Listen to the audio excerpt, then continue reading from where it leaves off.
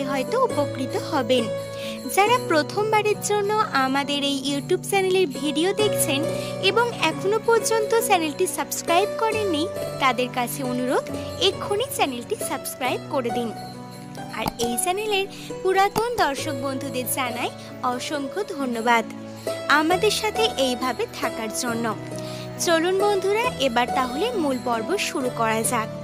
সুপ্রিয় বন্ধুরা, আজ দুপুর 2:07 অম্বুবাচী পড়েছে এবং সেটি থাকবে আগামী 25শে জুন রাত্রি 2:30 মধ্যে। সুতরাং বন্ধুরা, এই বাকি দিনগুলির মধ্যে যে কোনো দিনে আপনি এই মন্ত্র জপ করতে পারেন। খুবই ভালো হয় যদি অম্বুবাচী চলাকালীন প্রতিদিন সকালবেলায় এই মন্ত্র জপ করতে পারেন। সুপ্রিয় বন্ধুরা, এই সময় অবশ্যই দেবীর পূজা করা উচিত নয়, কারণ দেবী ঋতুমতী হন। দেবীকে লাল কাপড় দিয়ে ঢেকে রাখা হয়। কিন্তু বন্ধুরা, এই সময় যে কোনো দৈব মন্ত্রে অবশ্যই জপ করতে পারেন। এমনকি আপনি যদি গুরুমন্ত্রে দীক্ষিত হন, তাহলে সেই গুরুমন্ত্রও অম্বুবাচী চলাকালীন সময়ে পাঠ করতে পারেন। কিন্তু যদি গুরুমা থাকে আপনার, তাহলে সেক্ষেত্রে সেই মন্ত্রে আপনারা জপ করতে পারবেন না। যাই হোক বন্ধুরা, এই অম্বুবাচীর প্রতিদিন সকালে ঘুম থেকে উঠে স্নান করে আপনারা যেভাবে পূজা করতে বসেন, ঠিক সেইভাবেই পূজা করতে বসবেন। দেবী মূর্তির উপর লাল কাপড় ঢেকে রাখায় দেবীর পূজা অবশ্যই করতে পারবেন না, কিন্তু আপনার ঠাকুর ঘরের নারায়ণ, শিব আরও যে সকল দেবতা রয়েছে অবশ্যই তাদের আরাধনা করতে পারেন।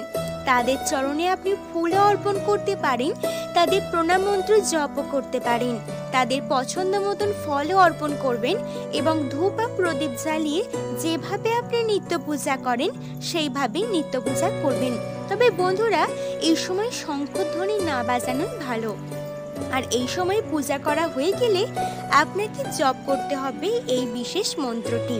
আর এই মন্ত্রটি সুপ্রিয় বন্ধুরা অত্যন্ত ছোট হলেও মারাত্মক শক্তিশালী। এই মন্ত্রটি অম্বুবাচীর 4 দিন জপ করা হয়ে গেলে আপনি নিজে থেকেই এর সুফল উপলব্ধি করতে পারবেন।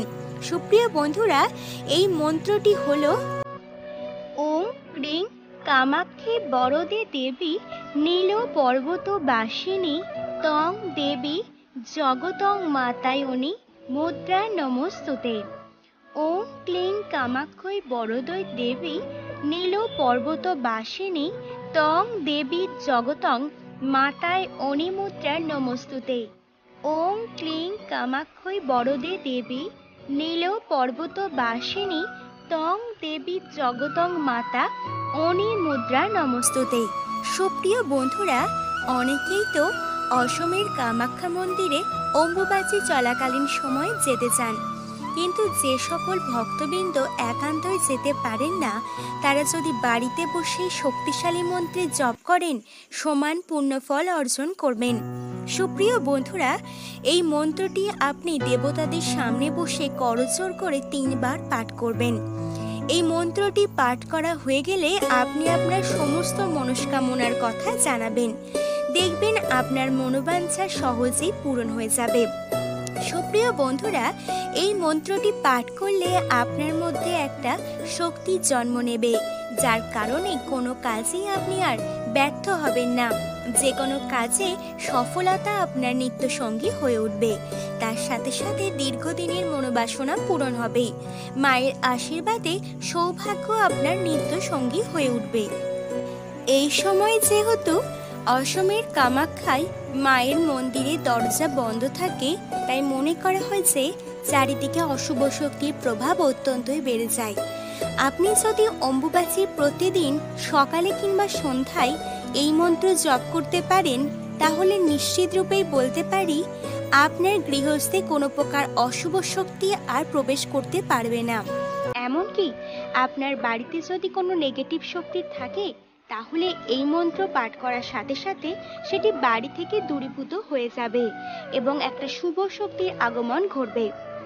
মনে করা হয় যে এই অম্বুবাচী চলাকালীন সময়ে তন্ত্রক্রিয়ার কাজ করলে অত্যন্তই ভালো ফল পাওয়া যায়। সেক্ষেত্রে আপনারাও কিন্তু এই তন্ত্রক্রিয়ার মতন যে কোনো কাজ কিন্তু অম্বুবাচী চলাকালীন সময়ে অবশ্যই করতে পারেন। তো দর্শক বন্ধুরা, এই ছিল আজকের ভিডিওর মূল আলোচনা। আজকের ভিডিওটি আপনাদের কেমন লাগলো অবশ্যই নিচের কমেন্ট সেকশনে লিখে জানাবেন। আর জয় মা কামাখ্যার উদ্দেশ্যে একটি কমেন্ট করে জানাতে তো ভুলবেন না। মায়ের আশীর্বাদে আপনাদের ভবিষ্যৎ জীবনটি অত্যন্ত সুন্দর এবং সুখময় হয়ে উঠবে। ভিডিওটি ভালো লাগলে অবশ্যই একটি লাইক করবেন আর আমাদের এই সুন্দরম ইউটিউব চ্যানেলটি সাবস্ক্রাইব করে পাশের নোটিফিকেশন বেলটি অন করে রাখতে একেবারেই ভুলবেন না। ধন্যবাদ।